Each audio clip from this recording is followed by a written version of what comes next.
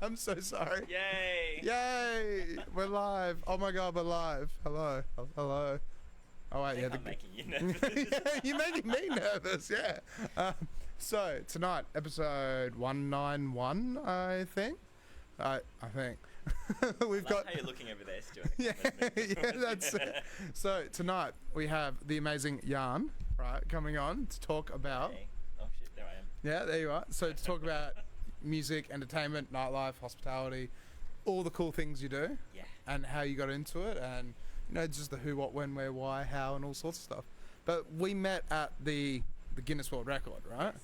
And it's like, I think from memory, it's like you'd just gotten off stage, and I was like, "Hi, who are you?" Oh, yes, now I remember. Yeah. I was trying to place you. Yeah. I was like, I was the guy with the I know, microphone. yeah. And I was like late for something, wasn't I? Yeah, I think so. Yeah, because you couldn't chat for long. Yeah, I forgot where I was going. Yeah, and it's like I try to squeeze you in, just like I was like, "Come on, no, quickly before you go, come hang out, and chat that for was 30 fun. seconds." That was like 20 seconds. That was like really fun though. Yeah, yeah, but now we're here for an hour. And I was just myself. Yeah.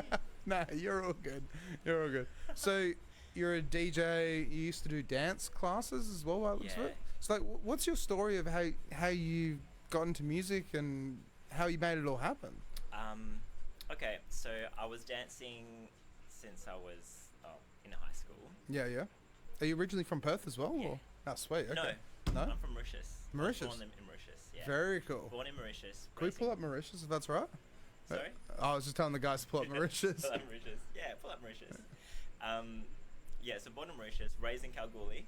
Very Pull cool. that up. Yeah, yeah. Good old cow. Yeah. And then I, moved to Perth when I was 9.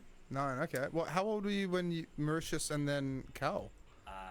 3. I was 3 when I moved. Okay. Moved here. Yep. No, very cool. And then so you moved to Perth when you're 9 years old then? For school and everything like that, or? Yeah. Yep. Yeah. Oh well, we had some trouble in Kalgoorlie. Okay. That's another podcast. Okay, another story, A yeah. bit of PTSD there. Oh, really? But yeah, it was pretty bad. It's Yeah. an interesting story. Okay. Yeah. Or maybe, yeah, off camera another time, or, you know. 60 minutes. Yeah, yeah, okay. All right, then. Yeah. All right. So, what? Okay, dancing. Yeah. So I started. I always loved dancing. My parents were musos as well. My dad was a guitarist and played the organ and was in a band. My mum sang. Oh, he was a good singer too. My mum also sang. Really So cool. music was always in our home. Did they ever play out and about or anything like that and do like live performances? Dad did or? a lot of stuff in Mauritius. Yeah, okay. And I think they were both in a band. I think in Mauritius a lot of people were in bands. Yeah. It was just the thing. But yeah, Dad had like, he was a really good singer. He had a lot of talent. I've still got his guitar and his organ at home. He's passed away. Oh, really? But our family loved music. Yeah. But I went ahead and did the dancing part of the teaching. My sister also dances, but I started teaching and teaching like dance instructing as well, and fitness instructing. So I started that did that for about 11 years. In that time, I won a competition, and I thought, okay, with this, I'm gonna start a Mauritian dance class. That's cool. A Mauritian dance class. Yeah. So is it like a specific style of Yeah, dancing? Sega. Sega. Mauritian dancing. Yeah. I've never Sega. heard of that before. That sounds Shout out. amazing. Yeah. So it was Mr. Africa in 2015. Well, you were. I suppose. That is cool as shit. That's awesome. It was a weird competition. I did win, but Yeah. But I thought, you know what, I'm going. A lot of people didn't realize that Mauritius was part of Africa. Yeah. So Because it's just the island off the bottom right-hand coast, right? Yeah, but it's actually considered like an African island. Yeah. So yeah. when I was there, I really showcased what Mauritian Sega was, which is what I loved. Can we look at the dancing of that Mauritian Sega? You alright? Good chair's gone. Have you got insurance? Yeah, sorry. No, that's alright. Yeah. So how do you spell it? Sega? Sega. Yeah, Okay. they're dancing Sega there in that picture. So that's awesome though. That's yeah. really cool that you try to bring it here, like, because I don't think we had a market for became that. Right? really big. Yeah. And my girls still rehearse. I called them the Coca Pedals. So they were a performing group and they grew really big, and then we've done every festival Yeah. for like and until I hurt my back 2 years ago. Then I stopped teaching, but they still dance. Maybe go to one of our shows. Our shows are better than this. Shit. So, How would we find one of your shows? Like just on... you can go to my website, yanique.com.au. Sega classes. There. And Sega floor shows. Sorry, I forgot how to navigate my own website. I should update that because That's so cool though. I don't teach anymore. Anyway, so then I started doing Calypso events because I got asked to help a bar out. Calypso events? Yeah, Calypso, K with a K. Okay.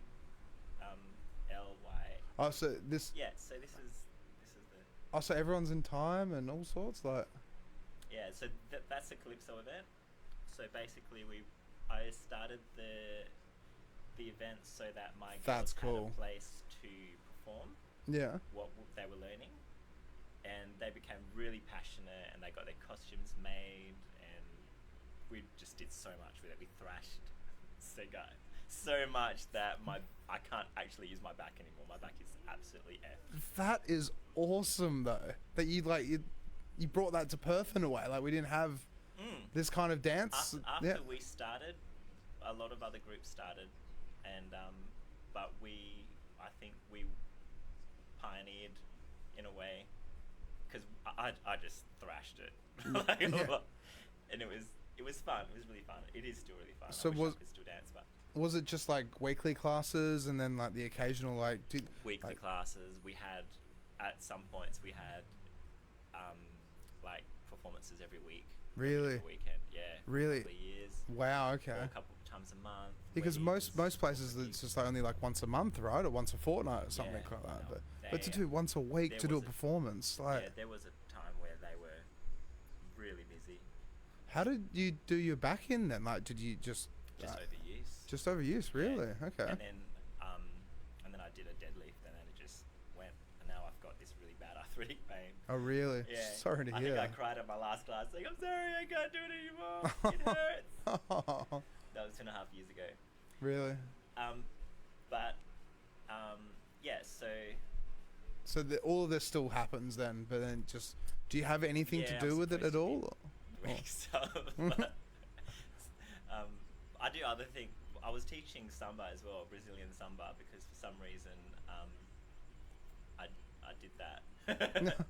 But I did like Samba Hens Nights. Okay. And Samba Hens Nights. Yeah, that's cool. Yeah, that was, and we did lambada. Lambada, what's that? Just another style of dancing as well? Brazilian dancing, yeah. Okay. That's the first Brazilian style I learned when I was 16. That's really cool though. Like to be able to actually because you eventually swapped into music and entertainment and stuff like that. But to start off with dancing. That is the backstory. Yeah. Because when I was doing the Calypso events, I was getting DJs to do the event because I was hosting, teaching the class, performing, choreographing, and like we did 17 of those Calypso events. And I think up until the third or fourth one, I wasn't getting the sound that I wanted at my Calypso events. Okay. A lot of those, a lot of the people that were coming to my events, they were from my Zumba classes. Yeah, yeah. I taught Zumba. Really? And Zumba was like paid. It was really big. Hey. Yeah, like because what actually was Zumba? Because I remember that popping up everywhere for a while. Like it's just dance classes as well, right? Yeah, it's dance fitness classes. It's Latin-based dance fitness. Okay. Yeah. And then I was also doing Bokwa Fitness, which is South African-based dance fitness. Wow, you did so much dancing. That's amazing. Yeah, right? I travelled all over the world. Really? Both. Yeah. Well, where have you been? Like what countries? Okay. Let's see. Where did I start? This is amazing. I didn't think you traveled the world doing dance. Like that's cool. Like, I had like 1,300 people on an oval in Tahiti. In Tahiti. Yeah. Where's Tahiti again? Yeah, and did a few classes around Tahiti, French Polynesia. That's so. Malaysia, Singapore, Malaysia a couple of times, and I went to Germany, England, Poland,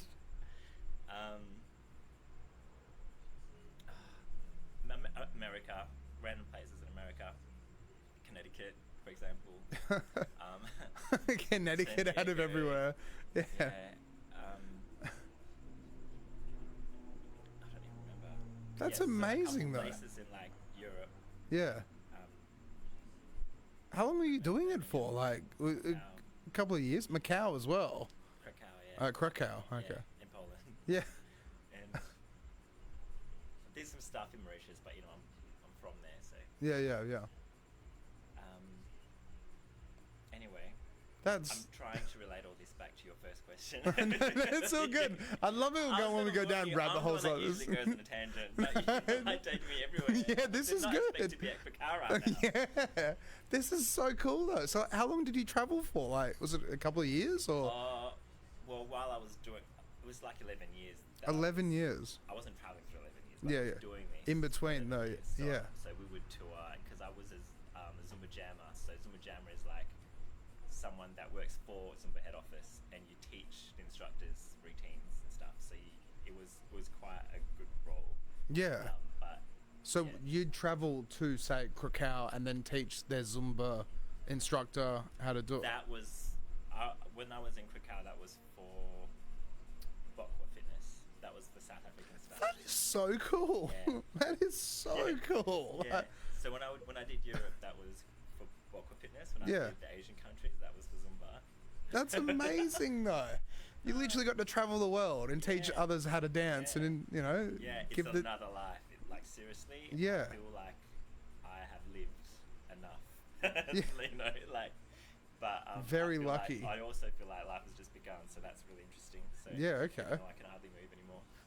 well, well, let's move into that though. So like you did that for over the course of 11 years. Yeah. And then like you've now like what was there another little segue of amazing cool stuff between that and the DJing as well, or did it go straight into like music? Well, I was a full-time nurse at the time. You're a full-time nurse as Yeah, well. full-time. I did that while working full-time as a clinical nurse. Really? So what? How would you would you organise your leave? Would be when you'd be going over and doing this, or? Yes. Yeah. Okay. But like I would teach classes after work. Yeah. I'd have a power nap and go teach classes. It was a hard life. Yeah. Just But flat out. To be honest, I'm reaping the benefits of it now Yep. because I just kind of retired from nursing a month ago. Really? Yeah, so now all I'm doing is DJing. And No, very managing cool. my DJs and taking care of my venues, making sure that we are, selective. And I got a random call from Leaderville today, some bar in Leaderville, Oh, really? asking about us, and I'm like, okay, didn't know that, I didn't expect that. That's So very cool. I'm glad that that was the smartest thing I ever did is quit nursing up. But Mm. after 15 years, that it was time. Yeah. So then, like with the DJing, because you were saying before we dived into all this, like for these events, these like dances, you couldn't get the right sound, right? Yeah. Yes. Yeah. So then it was really funny because we were, it was in my head, because sometimes working with DJs, the DJs that I was working with, it was hard for me to explain to them what I wanted. Because I'm the one that had all the music that I wanted to play, and I knew what students of mine were in the room, what they wanted to hear. So it was just easier for me to learn to DJ. And it was in my head. And then after a performance with my girls, the Cocoa Petals, at a function in Cocoa Petals is such a good name, by the way. Yeah. I really like that name. Can I tell you another tangent? Yeah, go for it. You know where I got Cocoa Petals from? Nowhere. There was have you ever seen The Mysterious Cities of Gold? The what? The cartoon, The Mysterious Cities of Gold. No. How old are you? Some 31. 31? Yeah. Oh, I thought you were a lot younger than that. No, look, I've got the baby face, right? It's good. So, can we Google it? So, the mysterious... Mysterious Cities of Gold. The mysterious... Yeah, look up Cocoa Petal. Just Okay. look up Cocoa Petal. The bird. It's the bird from... Wait, it's a cartoon. It's an 80s cartoon.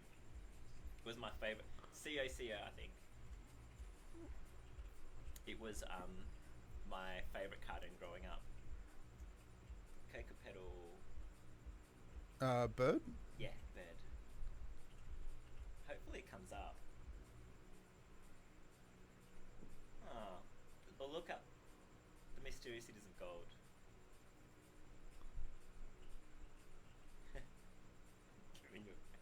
So mysterious series of Cities cities of gold. Cities of gold. So I've never actually heard of this actually. I'm so glad you asked me that question because no one knows why I So- call them cocoa petals. Is that it here? Yeah, so there's a little bird. Can you somewhere?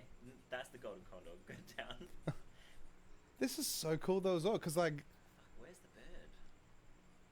Cocoa petal, cocoa petal. and so this was over here, or was it like a Mauritian thing in a way? I'm gonna look for it for you. I don't know. Where's my phone? Or just look up cocoa petal mysteries. Yeah. I don't know. Yeah, look up cocoa petal after. Yeah, yeah. Yeah. I'm gonna almost forget what we're talking about. This has happened before. Like, we've just been staring at the screen whilst the producers look something up for us. But yeah, no, yeah, it yeah, wasn't. yeah, yeah. So yeah, the cocoa petal. So it's a little bird. That's where you got the name from for the cartoon. Yeah, yeah. But then, so you were trying to find Oh, yeah. your sound. Yes. Yeah. So there was a raffle that was going for this function at Curtin Uni. It was a huge festival, Yeah. and we had just done the Zumba instruction and the cocoa petals just danced, Mm. and they were gonna and they raffled off a free DJ lesson with Deviants. Oh, with Deviants, with Yeah, Gethin. with Gethin. No way. That's so And cool. Then, and no one claimed it. Yeah. Okay. And I said to How could no Selena- one claim it? Like, it's Gethin. Yeah. Like, I know. I was like, and a middle-aged woman got the prize, yeah. and she was like, "What am I going to do with this?" And I was like, I asked Sunita who organised it. I'm like, "Did anyone claim that prize?" Because I was just thinking, I think I want to start DJing. And she said, "No, they didn't. Do you want it?" I'm like, "Yeah." Mhm. So then I called Gethin. I got like a lesson with him, and he just introduced me to it, and he was such good help. By the way. Yeah. And then I started playing around with it, and I got like this dodgy little new mark. What was it called? We'll look it up. Oh, is that the little green bird there? That's cocoa petal. There we go. We found it. Very You know nice. what? I think I know what tattoo I want to get on my butt now. Well, I was the like, little one on tattoo the on my shoulder. Yeah, very nice. That will make complete sense. Okay. Yeah, so it's the new mark. What? Oh, yeah, I got a little new mark deck. What And was then- it specifically called? Because we'll look it up. Oh, I don't remember. It's a. It was a shitty little new mark. And then Gethin's like, yeah, one of those. Yeah. An old one as well, though. Yeah. So Yeah. way better than the ones I had. Yeah. And Gethin's like, nah, get a Pioneer RX2. So then I bought that, and then. Can we look that up as well? Yeah. Yeah. I wanna get an RX too. Yeah, Just so I yeah, can RX practice is on it. awesome. I know there's like newer ones, but I actually don't want to part from my RX2. Yeah. Um, See, like I've always been a tractor guy, Native Instruments, yeah. and like I live by Yeah, it. it's an RX2. Absolutely live by it because I have my laptop everywhere with me, and I'm just proficient in using it. Yeah. But I want to learn a bit more. I can DJ on CDJs, no problem. Yeah. But it's just like having one in the house It's and a controller that just is way easier if you're going around doing weddings and stuff. Yeah. That's what I got it for, to do Yeah. weddings and corporate gigs and take it out the house. You don't want to set up like 3 pieces of equipment Yeah. together. It's just a pain in the ass. And it's easy to carry. So yeah. Yeah. What was I saying? So well, yeah, you got the RX2, and so you practice on that for a little bit. Like how long before? So then I did a course at Lab 6, and I think I just wanted to make sure that I was learning everything I needed to know. Yeah, as about well. DJing. Yeah, it was more of a course structured, whereas Gethin was good, like it was more one-on-one, and I didn't know what I didn't know. I kind of just wanted a syllabus kind of thing. It was just the way my brain worked. Yeah. So then, yeah, I did that, and then it took me years.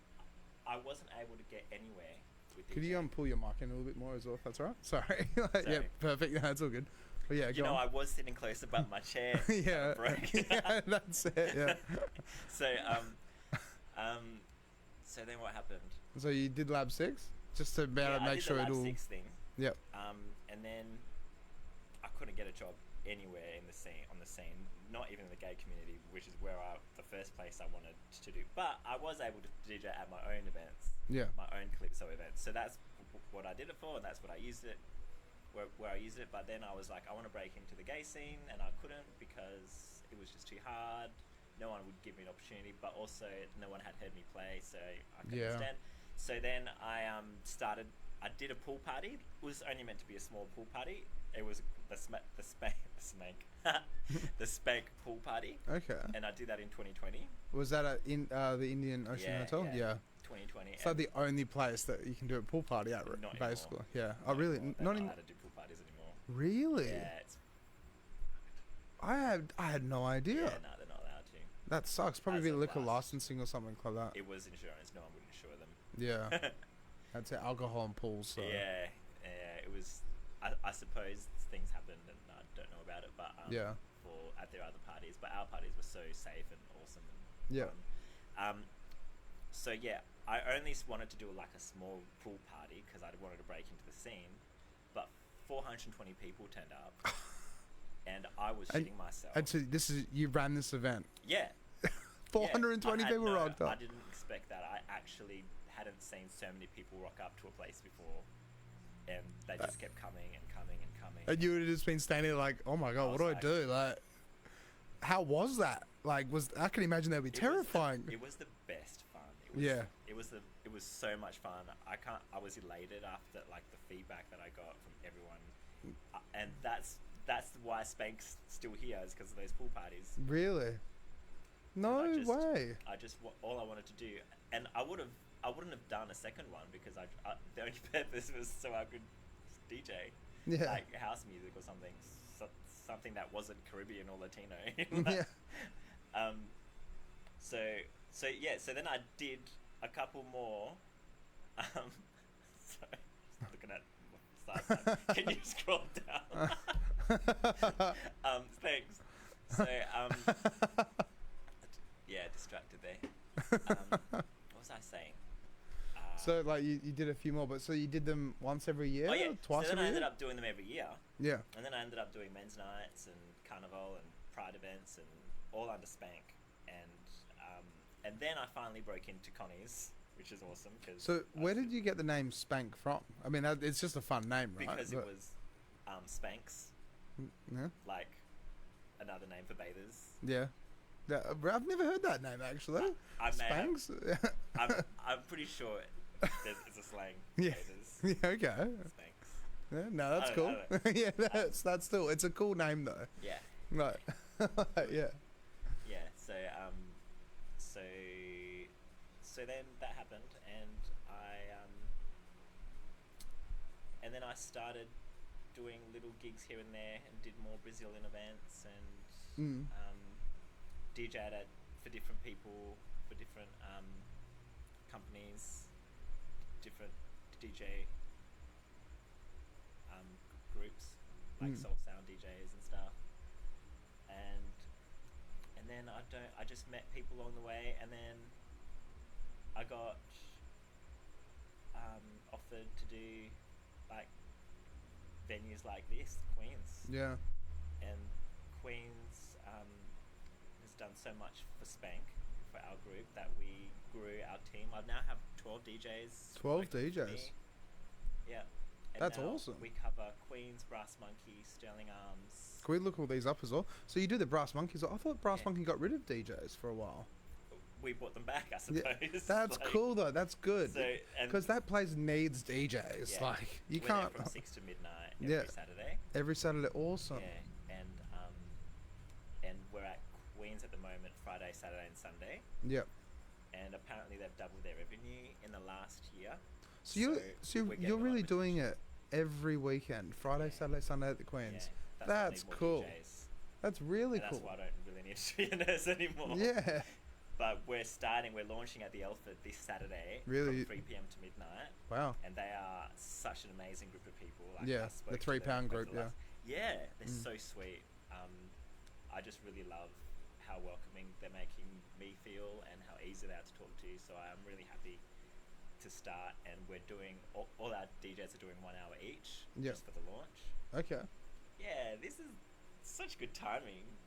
Yeah. And then, and we also do Stirling Arms on Saturdays. Yep. Like 4 till 8. Yeah, it's up in Guildford, right?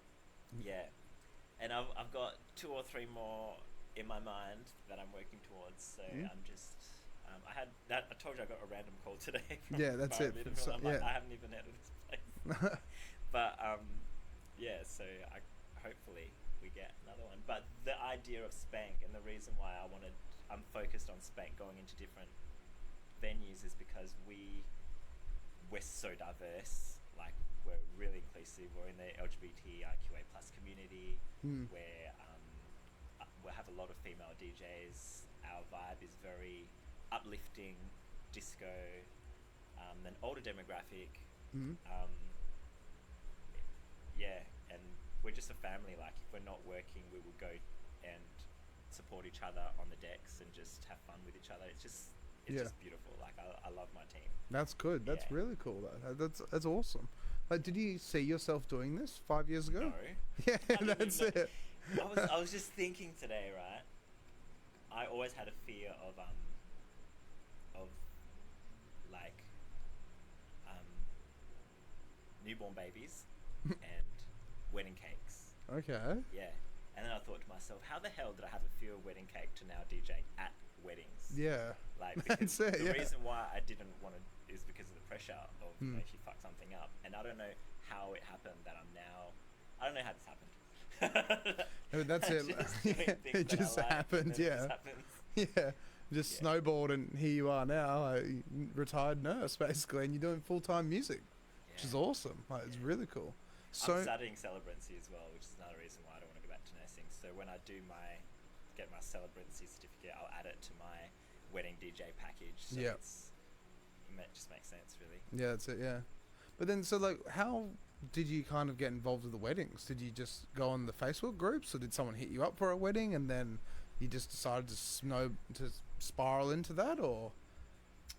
Because there's so many different avenues. I don't know. Yeah. I think I was told, and I believe, that weddings were easier to do. Yeah, I don't think they are. No. Yeah, I was told, and I was like, oh, okay. Yeah. Easy money. Nah. No, they're not. I got so nervous and petrified doing weddings that anything would stuff up, like, technology-wise. Like, my laptop, I now have 3 laptops. Really? I used to, like, record all of my sets on an iPad or my phone. Like, really? Just in case one of them would shit itself, I could just plug it into a speaker. Yep. And then I had a fear that my speakers would blow, so I had, like, at one time I had, like, 6 PAs. Really? In my house. Just in case, yeah. Yeah, and I just kept thinking myself into the worst possible scenario, and it was too much, and I just stopped doing weddings completely. Yeah. And just focus on clubs and bars and stuff. Yeah. But now I'm getting back into weddings. It's easier. Like, it is easier just doing pubs and bars. Like, I've been DJing for 10 years now, 8 years full time, and doing that for 8 years full time. I have done weddings. I think I've done maybe 10, 13 weddings or something like that. But I just don't like it. I just don't like it when you have to get on the microphone and be, ladies and gentlemen, the bride and groom are making their entrance. The stress is almost not worth the money. Yeah. Like, with 3 months of anxiety leading up to an event. Yeah. It always... And the meetings and the phone calls, making sure that everything is smooth for her day. Because in a way, it's the bride's day. It is the bride and the groom, but the bride, it's her special day. Right? And, like, for me, as I said, you go to a bar, like, I'll go to the Guildford Hotel, and I just rock up, set my laptop up, plug RCA, the red and whites in, and away I go. Yeah. Like, and that's it. And just play music. There's no ifs, there's no buts, there's no speeches, there's no this, there's no that. Get a food tab, get a drink tab, have a good time, away you go. But I think what's made it different for me is that I have been to a few weddings, and I'm like, I can do better than this. Yeah. Like, no offense, but that's in a way that's a good thing, because, like, trying to be a perfectionist about it, it's like sometimes it can be a bad thing, but at the same time, for doing something like this, it's good. Yeah. It's leveling everything up. I just had to get used to the idea and not. It was me that was freaking myself out, so I just had to relax about it. And once I got into that space, I was able to do it and enjoy myself. Yeah. That's good though, yeah. Because, like, a lot of people, I can imagine, will get into it, try it, and then be like, nope, see you later. But also, I was working full time. Yeah. And when you're doing someone's wedding, you should be giving them the undivided attention. And I just... Yeah. It was really hard for me to go to a nursing brain, to a dancing Rain to a DJ Brain to a wedding game. Like, it was just too much. Yeah. And I overloaded myself, and I think that's what made me nervous. But now I can focus in one place and It's the way to be do it. more organised in my mind. Mm. Yeah. How did you go about getting the venues like involved? Did they just approach you, or like, because like say with Spank, like what was the process to make it It's always big? about me selling. Selling, yeah. So you're going after them in a That's way. why Zumba's been so good, because it taught me how to market myself. Yeah. But I think it's because I don't really know how we got now. So when we started playing, okay, sorry. Yeah, it's all good. My lips together.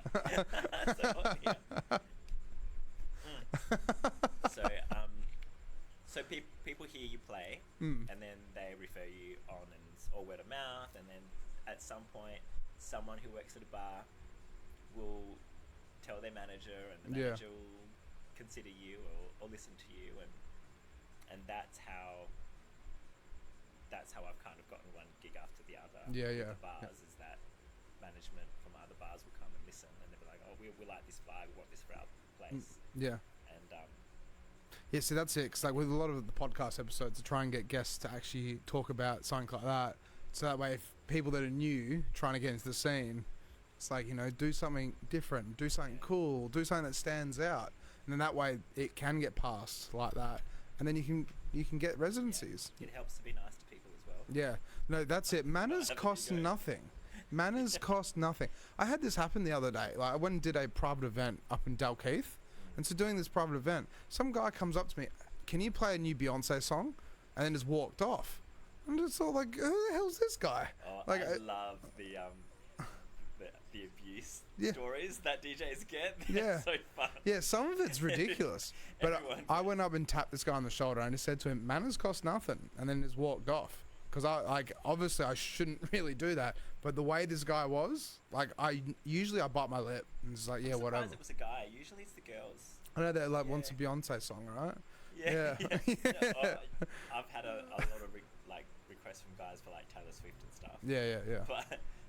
But usually it's the girls that I find that a bit rude and really stuff. Sharp. Yeah. Their tongue. Yeah. Guys, for some reason, they can be. Yeah. I think they're too scared to like be rude in case you have a punch up or something. But I don't know. I'd never look threatening, but I feel like most of the abuse I've gotten was from girls. Yeah. Like usually after a few drinks. Actually, maybe even before a few It's drinks. quite funny. Being at the market grounds, we have had a girl or two have a tantrum almost. Yeah. Like a little bit of a tantrum. But they've yelled out a song, and I'm like, I can't hear you. So come around the side. So, oh, can you play Drake? And I'm like, yeah, no, we'll see how we go. And no, but play it next. Everyone will love it. Yeah. No, we'll see how we go. It doesn't work like that. Yeah. Like, we're at 120 BPM. Do you know what that means? Yeah. Like, no, play it next. It'll work out well. Sorry, no, it's not happening. Play it next. And it's just like, goes back and forth. It's like, girl, you don't know how to DJ. I had someone say, play it next, I'm going to tell everyone that you're a shit DJ. Yeah, sometimes I've had that before. I'm like, yeah, go for it. I literally say, go on, do it. Yeah. They're dancing. You're not. Is there an issue? It's there's a way that that you should be able to tell them to go away, but sometimes they just don't. It's alcohol. That's what I put it down to alcohol. Because when people drink or they drink a bit too much, then they think they're on top of the world and they can tell people whatever they want, and it will happen. Yeah. But you can't please everyone as well. That's where it's like with this job. It's awesome. It is literally the dream job, in my opinion. But at the same time, sometimes dealing with really, really drunk customers, it can be funny. That's what put me off corporate gigs. Yeah, okay. Because corporate gigs never have security. Yeah, that's true, yeah. Yeah, they never have security, and they get really drunk. Yeah. Really, wild. What's that word? Controversial?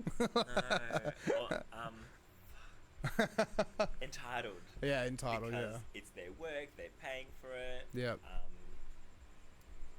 And they feel confident because they're with all their workmates. And yeah, it can just be a mess sometimes. Yeah, and they just, I find that they're more abusive than people at weddings, saying that I've been abused from No, I yeah. play weddings as well. Yeah. Yeah. So corporate gigs, Yeah, it can they're be. great if they've got security, but if they don't, Yeah. I don't think I'll ever do house parties either. Now, see, that's it. House parties can be hit and miss sometimes. Like when I first started, I used to just say, "Give me a 6-pack of beer, and I'll come do your house party for you."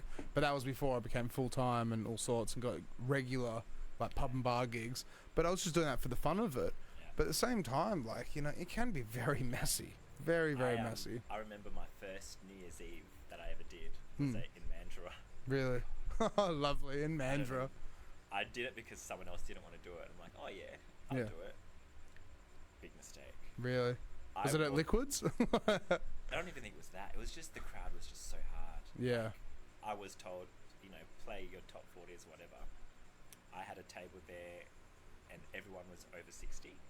Like most of the dance floor was just 60 and plus. Yeah. So they wanted older music. I had it prepared for 6 hours of that music. And so I had, like, you know, people sitting around, who were younger, wanting top 40. So I would try to play that. All the older crowd would sit down, dance will be empty, and they're sitting enjoying the music at the table. Yeah. Doesn't help us, doesn't help the venue or anything. So then I went back to playing what they want to do. The abuse I got, far out. I actually walked out of there shaking, having no idea. Really? Yeah. I went to Connie's, I remember afterwards, and I was sitting by myself in the dark, just shaking. What the fuck? That was my first New Year's Eve.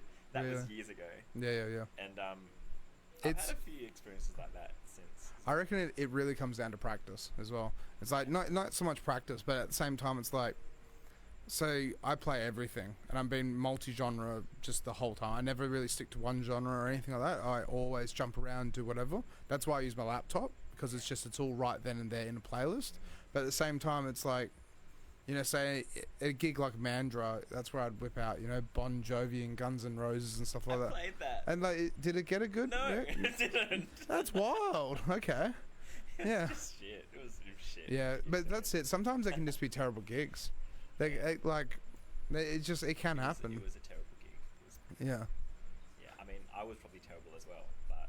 No, don't say that. Like. I think I was fine. Yeah, that's it. Yeah. No problem. Yeah. Yeah. Yeah, so that was... It was good. It was a good learning curve. I've never had an issue like that before because I was, you know, way more prepared Yeah. for anything could happen. Like, they give you a brief, but... The brief is so dynamic. The brief is so always wrong. See, like, funnily enough, like, at the Queen's Hotel, I actually got to DJ there once, not too long, like, probably 2 years ago now, I'd say. And so I did Sunday morning from midday till 5 p.m. So, this is Was that a function? No, that was just during the day. Really? Yeah, it was a Sunday. Yeah, it was 1 to 5, yeah. And then they had someone from 5 till 9, I think, and that was it. Or 9 till 10 or something like that. It was through Western Sounds. And so they gave me the brief. They told me to go down and check it out. So I went down and checked it out. And it was a bit more housey and stuff like that. But then I talked to the guy who was DJing, who's kind of a mate of mine, or acquaintance of mine. And he basically said just like play sing-alongs and play remixes of sing-alongs and just play good tunes. So when I went down there, I played all originals. I played Bee Gees, played Pink Floyd, played Cold Chisel, played pub music. And so what I usually play at the Guildford Hotel, what I usually play even Scarborough sometimes, like just a bit of everything. But at the same time, from playing there and doing what I did, because it wasn't house music and it wasn't like, what they wanted was specifically house remixes. But I had quite a few compliments throughout the day. I had some guy come up to me and was like, "Can we have you back? Like this is so much better than what the others are playing." But then because it didn't fit their brief, I kind of lost it, which I found bonkers in a way, because I said to them, it's like, everyone seemed to like it. I had 7 compliments over the whole course of the day. I'll get you back. Yeah. Yes, please. I'd love to play at the Queen's again. But in saying that, though, it was just wild. Like, but then because I didn't fit, it's funny because their niche. Like, we do get told to not play a certain song or music, style music. Okay. And then, but when it's really good and they love it and the crowd loves it, Yeah. it's actually the exact music they told us not to play. Yeah, it's wild like that, right? I've had that happen before as well. And I'm like, do you realize that we as professionals have done this in every situation? We know what the crowd wants. Yep. And like we go with the crowd. Sometimes we're not even paying attention to the genre of music we're playing. Yeah. We're just kind of going with the flow. When you're in your zone, you just do what you feel like doing. Yeah. And then like you can activate like a couple in the corner. Yep. Like who didn't even realize that you were playing until you play one song to get their attention. Yep. And then boom, all of a sudden you have them coming up to you and dance floor, and everything's kind of changed. You've got people in the corner who have no idea. People going to the bathroom or leaving come up to you at the end of the day saying, oh, I loved your music, I loved your set, and blah blah blah. See, like, but you know, management don't see these things. that's it. And you don't have time to say or argue, actually, Yeah. this is where I'm going with this. You're an artist at the end of the day. You're not a fucking jukebox. I agree. 100% agree. Exactly. So, And someone requests a song, it takes you half an hour to gradually, creatively, and smoothly put that song on. Yeah. You got to change the genre. You have to change the BPM. You Yep. got to change. It depends. Like, you know, I can do that in 5 songs or 4 songs if I'm in that area. But that's the thing, is if I'm at 128 BPM and the song that they request is 95, you gotta work your magic, right? I've always been an advocate for the artist. Yeah. Always. Like, That's good. That's really good. Even as a dancer, I always take the side of the artist, because Yeah. the artist is a professional. They know what they're doing. They have an art to. They're going somewhere. I would never like if a DJ is playing like the wrong song or has something in mind, like you can work with them to get them to vibe Yeah.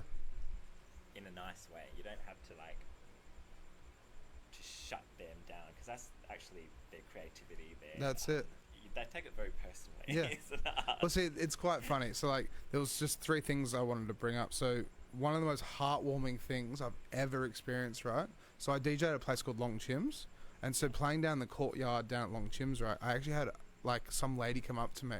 And I didn't even realise, but I played this song. And she came up to me and was like, I got married to the song. My husband's just over there. Can you play it again? And I said, yeah, sure. They got up and did their first dance again in the courtyard in front of everyone. And it was so nice. But that's all it was. It took one song, made their whole night. And they just danced in front of everyone. They loved it. And then at the same time, what you were saying before as well, it's like, it really is down to the artist. It's like when an artist goes off and plays their music, or like, you know, so involved with everything, you know, you got to let them have free reign almost. And playing a specific song or a genre or something like that you're not supposed to, I always got told, because I had a mentor, well, I've still got the mentor, but like, you look around, and like we said about the activation, it's like, what can I get that couple in, what would they want to listen to? What does this 60-year-old want to listen to in the front? Maybe if I play this song, then I can get both of them grooving a little bit or tapping their feet. And it's almost like a psychological game. Yeah, because you just keep chipping away, and then you get a full dance floor, and it's so heartwarming, so nice, right? And those people that appreciate it the most are the ones who are culturally diverse as well. Yeah, I do agree with that. So when I play at Connections, I always love to play South American or Afrobeat. Yeah. Just chuck 1 or 2 in there. Just to sprinkle it. Yeah. Yep. And wow. Yep. Like the energy, the appreciation, like people feel seen, especially in the gay community. Like playing multicultural music in the gay scene is really important. I find I had a horrible experience at Mardi Gras. Oh, really? That made me fucking we can go on about it later on. I don't mind talking about it, to be honest. I think people need to know the experience. It's got nothing to do with music though. It's got to do with my mission to spread. Let's go. Do you want to go into it? Yeah, let's do it. No worries. Let's go steam ahead. Okay. So what happened? Because Mardi Gras was in Northbridge throughout the whole strip, No, right? Mardi Gras was in Sydney. I was in Sydney. So you went to the Sydney one? Yeah, that was last year. Okay. Can we pull that up as well, you guys? If that's all good. So what happened? That would have been thousands and thousands of people, right? Yeah, so last year Sydney held World Pride, we had the best fun, by the way. I had such good fun. I went to like every party. I spent thousands of dollars just on party tickets. And I went by myself. Sydney put on the most amazing show, like, for that month. It was amazing. I've never seen a party like that before, or a city come alive like that. And anyway, it was great. It was all about equality, inclusivity, all that shit, right? Yeah. And then 3 a.m. I'm walking by myself to the like from a party to catch an. Oh, I think I was going to get something to eat because I was hungry. So it was 3 a.m. I was walking by myself. I was obviously looking very camp and not threatening. I walked past this guy, tall, gay, Caucasian white guy, and for some reason he pretends to talk on his phone as I'm walking past, and this is on Oxford Street, the gayest city in Sydney, and it was just up from Oxford Street, so like near Hyde Park area, so not many people. Anyway, I could tell he was pretending to be on his phone, and I'm like, okay, weird. Just kept walking up, and then his friends were coming from behind me, and they were just walking past to catch up to him. And then she said something, and I didn't hear that she said something, but found out afterwards that she said something, and then that guy looks at me and he goes, "Are we murdering black people now? Are we what? Are we murdering black people now?" That's what he said to me. This is what that's terrible. In public. In Sydney during World Pride said to me, or around me, so I would hear him. That's fucked. And then he pointed to a whole bunch of black garbage bags walking past these houses. It was obviously garbage day the next day. They all had their black garbage bags, and he pointed them at them, and they all looked at me. Yeah. That's wild. Racism to the extreme. What the shit? I have never experienced that in my life. Yeah. I've had like a lot of underlying I actually thought about my whole life up to that point, that every time I felt discriminated against, was it because I was gay? Because I always thought it was because of my sexuality. And then I realized, shit, no, it was actually because I was black. I never realized. Yeah, because you're Mauritian. Yeah, I never see my color when I'm out. I just kind of assimilate with everyone else. But I felt like I was so out of place. That's this time. So terrible. It's a horrible thing to say, but I have to say it because that was my experience, and that must be experienced with so many other coloured people. Yeah. Fuck knows how racist they are in Sydney. I don't know. I don't really care. My roommate, he told me something ages and ages ago where he actually had a good friend who was like, I think it was just African American or something like that.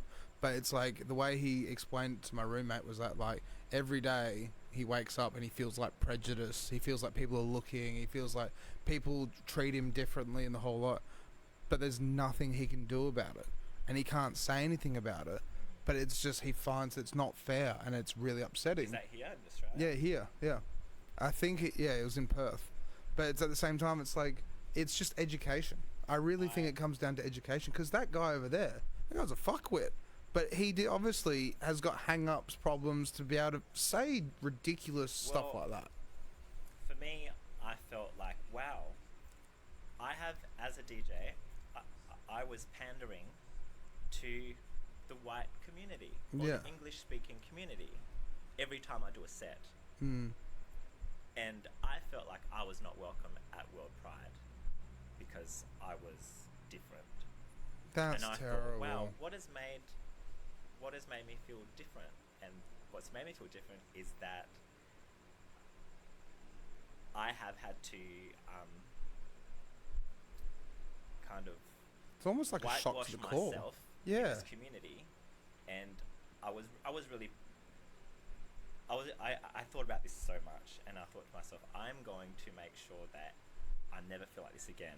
I'm going to normalize playing multicultural music, non-English speaking music in clubs. Good, do it, Because do it, I good. want coloured people to feel like this community, the gay community, Yeah. is safe and that they belong, and there will be music out there for them. There will be other people of colour out, because I felt like he was surprised to see me. You know what I mean? Yeah. Like, I was like, oh, what are you doing here? You know what I mean? Like, I was like, That's actually, so fuck you. bad. Like, yeah. But the thing is, it's always been like that in the gay community. Like, as a coloured person, I always felt like it was like coloured people have only been seen in magazines and all that movies stuff or in something. the last 10 years. Yeah. You know, like it's always yeah. Anyway, That's wild though. That is wild. So as soon as I came to Perth, I Yeah. said to one of my managers at Connie's, I'm like, can I do an Afrobeat night? And I just played Afrobeat the whole night. Yeah, they said yes, or Remixed. Yeah. That's Afrobeat. good. And so I've been playing way more South American and mixed music because some of it's really cool. Some I don't of want it is people to expect yeah. a certain sound all the time because it's Well, see, that's it. That's where it's. I talk about this all the time, but it's so wild that Perth, we are stuck in a bubble. If you go to like 90% of the venues out there, you'll still hear Chris Brown. but I have not experienced racism in Perth like Yeah. I have in Sydney. Yeah, Like, that's it. it's Yeah. not- I mean, that was just very obvious, Mm. but I experienced really low level racism in Sydney all the time. Like, I just got used to it and didn't think anything of it. But this was so profoundly racist and obvious that I was like, and I was so numb, I didn't understand what was happening because it shocked me so much. And I saw one of my Arabian friends walk past. He was from Perth, and I told him what happened, and he was a comfort at the time, and I just saw that whole group walk past me, and I was like, do I say something? Should I be standing up for myself? What do I say? What do you say to that? Yeah. Kind of Being put I in just looked that at them position. and I was like really confused. That sucks. I'm really sorry that you had to experience that. I mean, like that's the thing is like you've been here almost your whole You know what? life. I'm glad like, I did so that I could talk about it. Yeah. No, Because that's yeah. there's a lot of racism out there, and It's not cool. that's Like that's the thing. It's not cool at all. And that's the thing where it comes down to is all like Australia voted no. How bad is that? yeah. Like that's terrible that actually happened in the whole lot. But it's just like, as I said, I really feel it like comes back to education almost. It's just like being more aware that, you know, Australia is multicultural. It's not just a white community kind of thing. Like it's not in the next couple of episodes, but I've been trying to organise something with do you know J Dream at all? Yeah. Yeah, so J I work Dream. with J Dream. And do you know Nikki Bridge at all? Have you ever heard of Nikki Bridge? So she does a thing called Pachamama gatherings, Oh. and and Pachamama gatherings is for LGBTQIA+, Yeah. and then also for I've women. Heard of Pachamama. And so what they want to do is Pachamama, they throw bush stuffs and stuff where it's only females, Yeah. or from the Yeah. gay and trans community and stuff like that. Yeah. So that way people can feel safe and party and have a good Yeah. time. So I want to organise an episode where I get Nikki J on, and then I want to try and get someone from the gay community on as well. So that way we can talk about trying to educate more people in Perth. Because in a way, with this platform, we've got a voice. It's just like how you just express what racism you experience in Sydney. You didn't expect me to talk about racism. No, I didn't. But No. you know what? If I'm going to talk about me as a DJ, that is probably really important because Yeah. it will explain a lot of my sets. Yeah. If I ever play like music of people that they don't know, that they haven't heard this rhythm before, they haven't heard this language, and they wonder why the fuck am I playing this? Well, fuck you. Yeah, that's Because good. I want to. Yeah, that's it. Good. Yeah. So like, do you know the song Maskenada? I think it is. Yeah.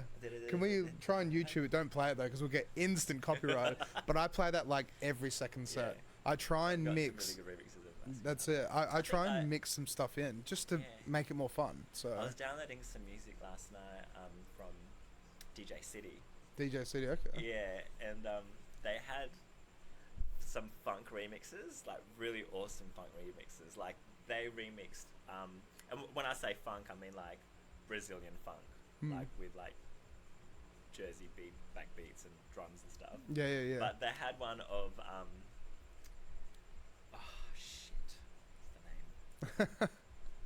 It'll come to you.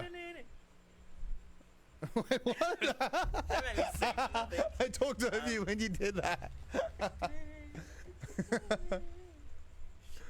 Don't. Someone must know what I'm singing. You Nah. know this song. I It's a probably techno do. song. I probably do. I need the drums and the bass to it. Like a bit Sandstorm. more. Oh, Sandstorm. Okay. Yeah, no, I do know what What it kind of is. DJ are you? Jesus, don't know Sandstorm.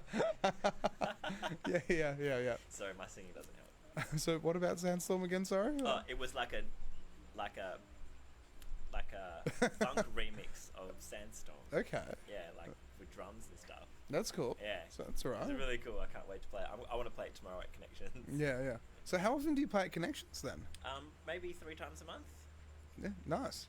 Yeah, And- so I would do my bars and then I would go there after. They're on point, aren't they, you guys? Yeah, that's it. Yeah, pulling it up. Yeah. But yeah, no, that's cool. And so how long have you been playing at Connections for then? Probably since 2020. Nice. Yeah. It's so like honestly, right? Like out of all the venues we have in Perth, Connie's is one of the best. It really is one of the best. Yeah, it is. Like definitely. yeah, because like Magnet House. They're one of the best to work for. Yeah, I just get that vibe where it's like no one's there to cause issues, no one's there to cause Yeah. fights, everyone's there to have a good time. But there's like a lot of straight guys And I've if you found. do have an attitude, you're the odd one out. That's exactly Like- it. Yeah. Like people don't walk into Connie's with an ego, and if they do, they're like, get the fuck out of here. This isn't. Yeah, for this your-" isn't for you. Yeah. Like those groups of guys or whatever. Mm. Although we do still get the hen's nights, which annoys the shit out of me. Yeah. But that's it. It's not like a few other venues around Perth where it is more cliche, commercial, and Yeah. anything goes. Unfortunately, where it can be troublesome and all Yeah, sorts of yeah. stuff. But yeah, and- Connie's has and they always keep been a it good night. lighthearted, Like, Yeah. just they're the oldest club in the Southern Hemisphere. In the Southern Hemisphere, think I so. thought it was just Australia, but No, Southern Hemisphere makes it. Yeah. Because it's like 50 years old now. I'm pretty sure 50 or 60 years old. Oh, yeah, I don't know. Yeah, it's a long time. They age every year. I can't keep up. Yeah, that's it. Yeah. So where else have you played them? Because you got your venues under you. I played. Oh God, whereabouts? House. Sometimes I play at Steamworks. Okay. Haven't So, played there for a while. What's it like playing at Steamworks? Do you know what Steamworks is? Yeah, I do know what Steamworks You is. want to ask me how old are us? Listeners. Glory holes and all. Yeah, there are some of those. It's actually really fun. It is the most bizarre. Oh, great. Yeah, It's we're the onto most the bizarre website. place to work, but I swear to God, I've learnt so much about people Mm. since working there. I can imagine. Yeah, I can play. If I want to experiment with something, like I can do it there. Yeah. It has to be obviously like tech house or deep house or something. Yeah. That you can do stuff to. Yeah. You can't play What a disco. way- yeah, what a way to put it. But like, seems like you've got quite a few venues that you play at that is diversified, right? 'Cause say if you Yeah, play at the yeah, Queens, it so is that- pub tunes. Yeah. Connections is more funky, Yeah, disco, I've played at heaps of upbeat. places, Henry, Summer, Oh, really? Toots, Aberdeen, Voibar when it was still alive. Yeah. What's it called? What's that place near the train station? Yeah, the city. Avery.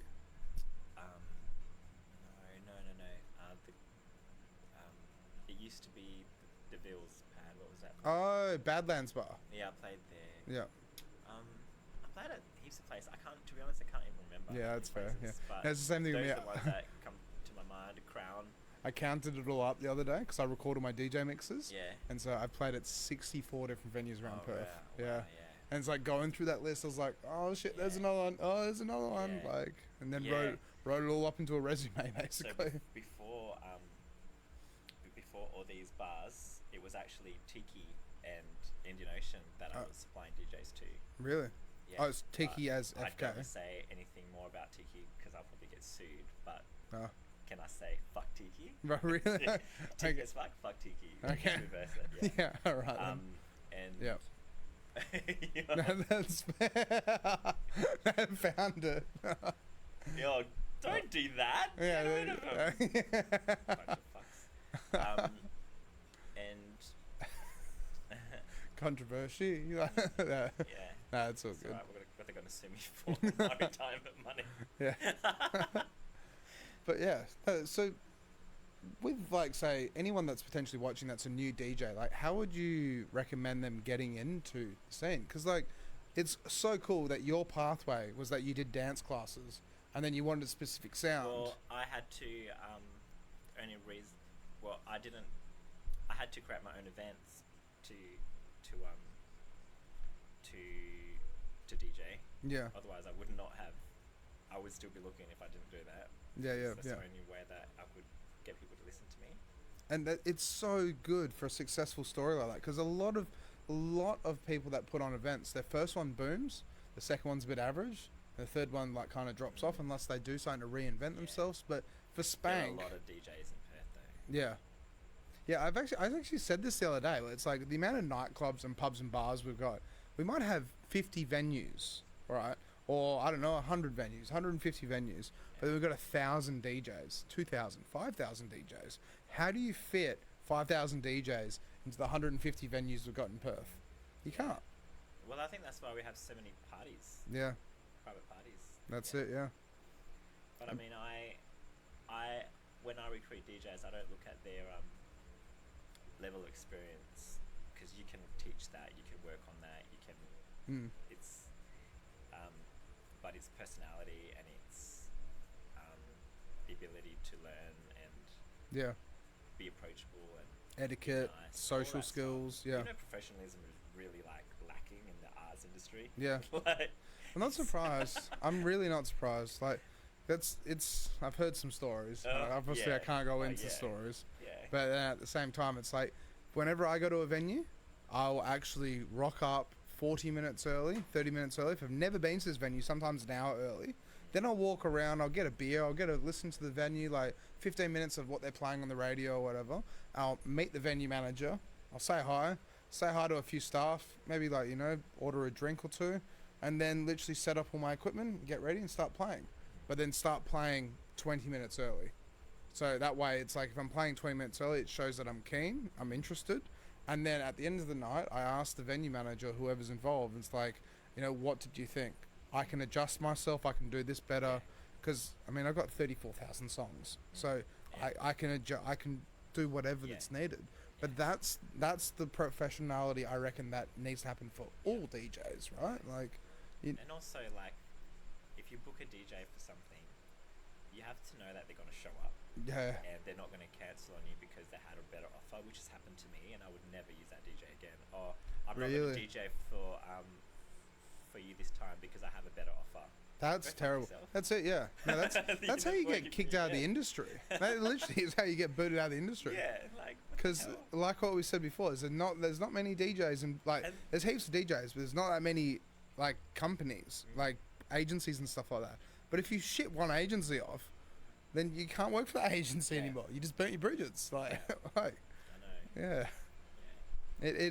It sucks. I've heard stories about that once again with certain agencies and stuff like that, but it's just people just don't realize the bigger picture almost. Yeah. You can go somewhere and get an And, extra you know- $200, but you just burnt your bridges with someone that could book you a lot. Exactly. So don't bite the hand that feeds you. Exactly. Don't fucking tempt fate, and Yeah. don't think you're bigger than you are, because Yeah, Perth is so small. I've Yeah. had dancers undercut me, try to undercut me for gigs. really. Yeah, like my own students. No, wow. Yeah, 3 of them went off, and I kicked them, I banned them. Yeah. But see, that's where it is just so silly, right? A lot of people, it's ego. Ego comes into it sometimes. Ego's a bitch. Yeah, it is. But that's like one of the reasons why I started doing this. One of the reasons why I started doing this is because it's live. You get to see people who they are. But at the same time, it's just like, have a good time. No beating around the bush, no business talk or anything like that. Just hang out and just be inclusive, and, we're all in it together. We're all DJs at the end of the day. We're all musos, artists, whatever we are. There's no point being like, I'm better than you. Because no one's better than anyone. Yeah, We're all exactly. equal. Yeah. Like, it's so stupid. And everyone's got their own journey and their own Yeah. taste. That's mean, it. I would love to have another event where I spoke to Kieran. I was chatting to Kieran about getting all the DJs together again. just Oh, having a for big piss Kieran Dibb, Yeah. for the Guinness World Record. Yeah. Okay. because that was so fun. I mean, I would not want to play in front of anyone. Yeah, Just yeah, wanna yeah. Drink with them. Yeah. Because how stressful was that? Yeah. That was super stressful. I thought if anyone is gonna fuck this up, it's gonna be me. Well, that's what everyone thought. That's Right? what's so funny. Everyone thought the same thing. Yeah, I'm like, if anyone stuffs this up for everyone, this is the end of my career. They were pushing me. They were trying to say like, you got to do it. You got to play a song. I'm like, nah, I'm interviewing people. I'm not doing that. Why did you not play? Yeah, Oh. yeah, that's it. I was like, nah, sorry, I didn't bring a USB. I'm just going on Did the you end up microphone. playing, though? No. So how come you got the certificate? So I'll get the certificate just because I was part of it and Oh, broadcasted it and interviewed Oh, 60 that makes people. sense. Yeah, that's where it's like I didn't want to DJ, but Yeah. because I was involved with the overall program, Yeah. it kind of counts, I think. Yeah, no, it does, Yeah, definitely. that's it. Like, it's like it wasn't Whole DJing, team but it was, effort, isn't it? that's Like, it. That was so much fun though. That was a wicked fun day. Yeah.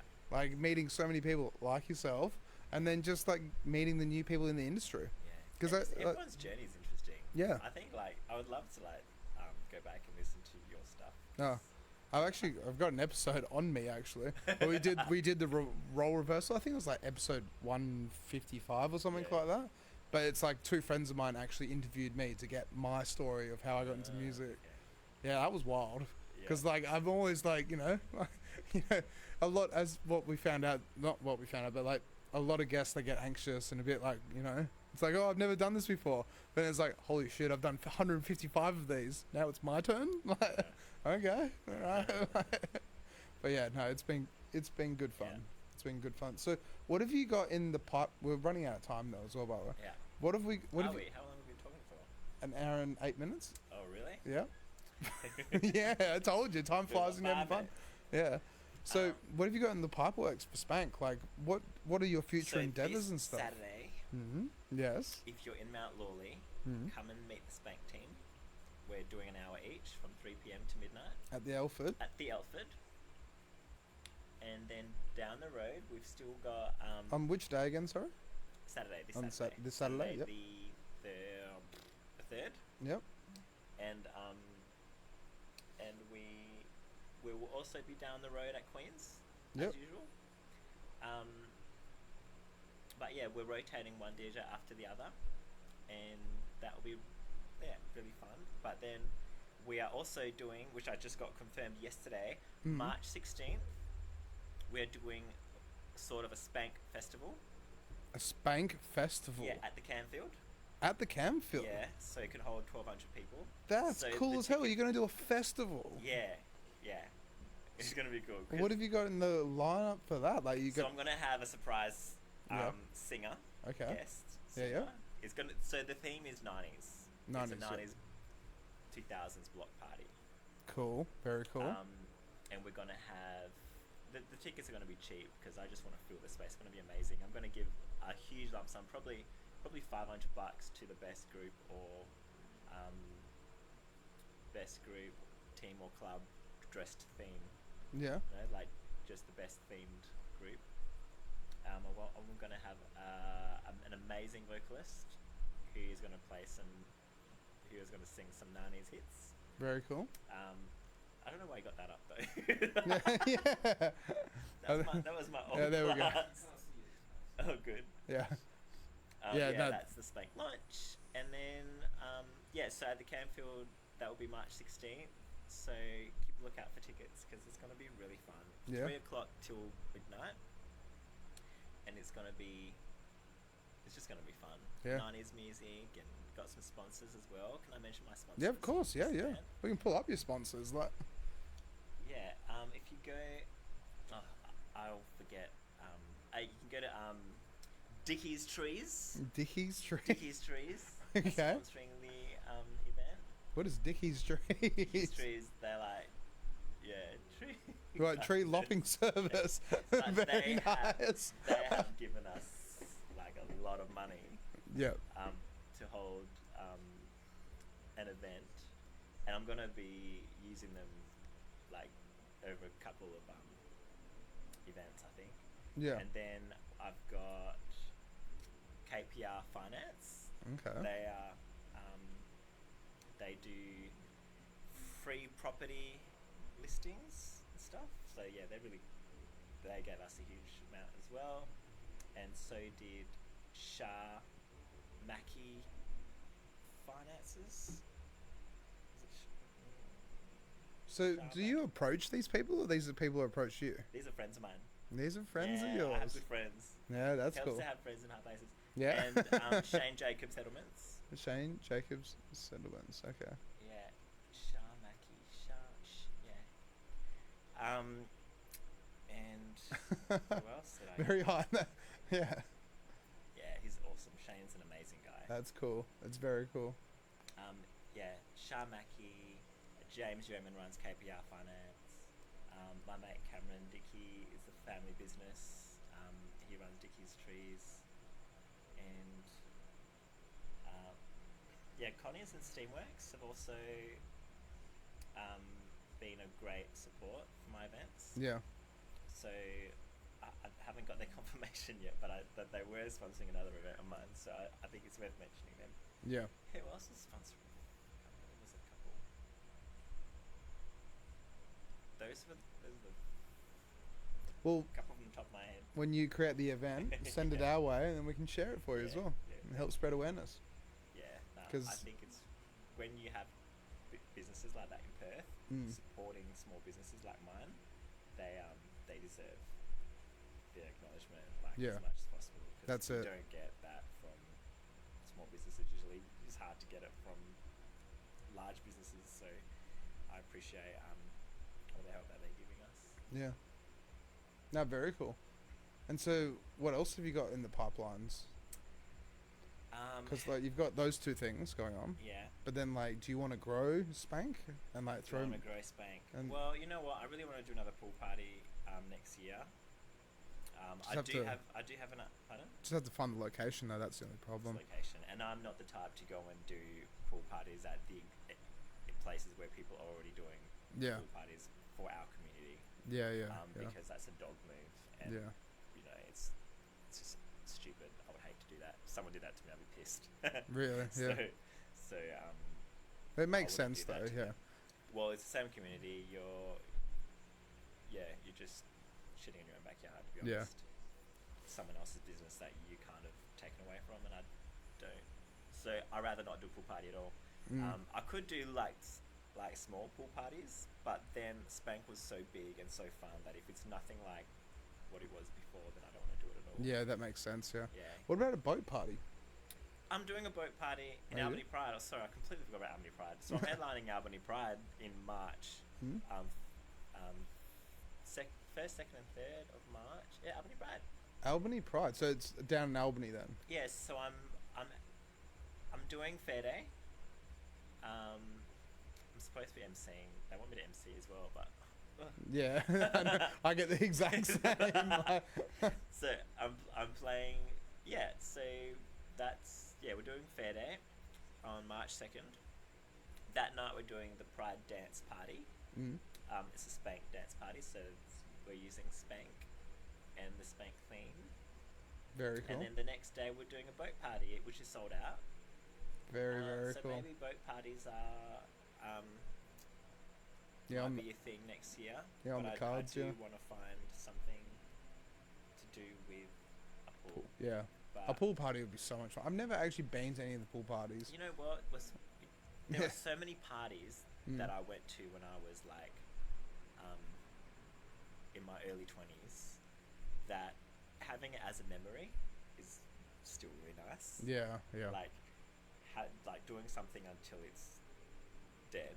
Yeah. Like It's- being a dead horse, it just doesn't leave a good memory. But like there were so many parties that I went to that just stopped. And we're sad, but it kind of Yeah, it cemented that memory. yeah. And I would like in about 10, 20 years people look back and say, I remember the Spank dance, the Spank pool party. Yeah. It was great. Yeah. I don't mind. Mm. Yeah, it's a pool party. Nah, it's gonna be There's cool. a wait list though. I put the link on my Insta. Yep. Oh, so it's on your Instagram? On my DJ Yannick one, yeah. Yep. Very nice. Or you can go to Avenue Pride. Check it out. Yeah. That's very cool. Very, very cool. Yeah. But yeah, should we wrap it up there? If you like. Yeah. No, this has been good though. We've gone through a lot. We did. Yeah, that's it. Jesus, I told you. About my traumatic experience in Sydney. I can't get over that. An hour and 15 minutes. Told you. Time flies when you're having fun, right? Like, God. yeah. It's been good though. And so then, what we'll do is like in the future, I'll definitely get you back on. I'd love to have you back on. Awesome. Yeah. Thanks. And even getting like, you know, a panel of the Spank crew and you if you want. That'd be great. Yeah. Because then we'd all just have a discussion, a chat, have a laugh, the whole lot. You gotta meet. You gotta come. Mm. Are you free on Saturday? I am actually no. I've got Rot Nest in the morning. The team are a vibe. They're good. Yeah. Yeah. And it's just really fun. I just love hanging out with them. Yeah. No, I'm fully Like even fully when I'm not booked. working, after a gig, I'll go to Queens and see who's DJing, and we'll just Yeah. have a great party. Yeah. That's fair. Yeah. No, unfortunately, I'm fully booked. So. Yeah. So. Okay. If Right. I get more venues, I'll be looking for more DJs. So Okay. If you're watching and you're We can talk about this after. But yeah. So cheers so much for coming on though. Yeah, Honestly, thank this has been good fun. Yeah, And like, thanks for having me. I had no idea you travelled the world basically for dance. That's so cool. I want to go on a cruise ship to DJ. That's Yeah. my dream. That would be fun. Yeah. That would be a lot of fun, I think. Yeah. I've been told like a lot of cruise ships is like all oldies and stuff like that. Yeah, it's But alright, I'm old. You don't know But how old but I am. it's still like you're basically in paradise. You're hanging out on a boat in the middle of the ocean Yeah. and with all the amenities and everything like that, the entertainment, all I'm sorts not of stuff. going there to see the you know, the people, to be honest. I Yeah. want to see the world. Yeah, well, that's it. Yeah. Yeah. That's the way to do it. Play Yeah. my music, see the world. I can be by myself if I have to be, but Yeah. that'll be the best way. And to just take your time with it, like not rushing through, like doing things, just Yeah. relaxing. That sounds like a good goal to have, to be honest. I have been trying to be a DJ on a cruise ship for years. Really. Or even anything on I think I was trying to be a dancer before I was trying to be a DJ on a cruise ship, or even a host. I'd be in the kitchen doing food if I can't cook for shit, but I would learn just to go on a cruise ship and travel the Caribbean islands and Alaska. Oh, that'd be cool. That'd be very, very, very cool. Yeah. But oh, cheers so much for coming on though. Thank you so Yeah, much. this has been good. Thanks, team. Yeah, and thank you guys so much, by the way, Kiki and Blake. I only found out today your name's Kieran. I thought it was Kiki. Kiki. Yeah, it's so cool though. So yeah, no, cheers so much for everyone, and it's been good. It's been really good. So on Sunday, we've got a guy coming on called Matt Hale, and so Matt Hale is a world-renowned hypnotist who's Oh my god. Yeah. I've seen him on my Facebook like all the time. He actually hypnotized Lauren. Yeah, really. And made her say something about a banana. Yeah, that's what I Said mean. something about- So I might get hypnotized on Sunday, maybe. Fun. Yeah, I'd love I'm nervous. to. Is he still? I think he finishes this weekend, right? Yeah, I think so. Yeah. I want to go there just to hypnotize me. So I think he finishes up, but then he's taking a big break after that. So Oh really? yeah, but he's going to be working on a new project. So we'll be talking about that new project, and yeah, traveling the world and all the cool things he's done. So it's gonna be awesome. So tune in on Sunday at 11 a.m. and then yeah, you better see me say some embarrassing stuff on camera, maybe. Yeah, but yeah, cheers so much for coming on. This has been good. Thank you. So yeah, we'll see you guys soon. We'll see you on Sunday, right? So Yeah. catches. Bye. Yep, black screen and then mic's off.